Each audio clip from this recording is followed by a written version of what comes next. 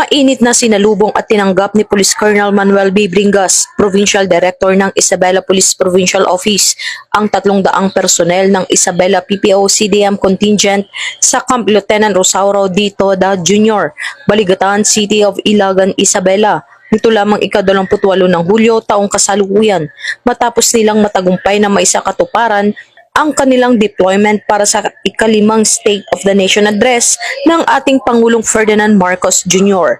Sa kanyang mensahe, pinuri ni Police Colonel Bringas ang buong contingent sa kanilang dedikasyon, disiplina at profesionalismo sa pagtupad ng kanilang tungkulin bilang bahagi ng seguridad sa isa sa pinakamahalagang pambansang aktibidad.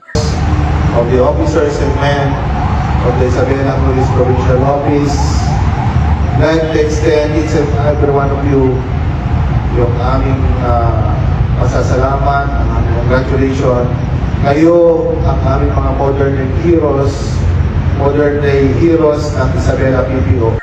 Binigyang din niya na ang matagumpay ng pagganap ng mga personel ay sumasalamin sa kahandaan, pagkakaisa at mataas na antas ng serbisyo ng Isabela Police Provincial Office sa pagpapanatili ng kapayapaan at kaayusan. Patuloy namang pinagtitibay ng Isabela PPO ang kanilang pangakong maghatid ng dekalidad na serbisyo publiko sa ilalim ng adhikaing bagong PNP para sa bagong Pilipinas, serbisyong mabilis, tapat at nararamdaman. Mula rito sa Isabela Police Provincial Office, nagbabalita para sa Police News Network, Patrolwoman Maria Señora Aguya, alagad ng batas, tagataguyod ng balitang pulis.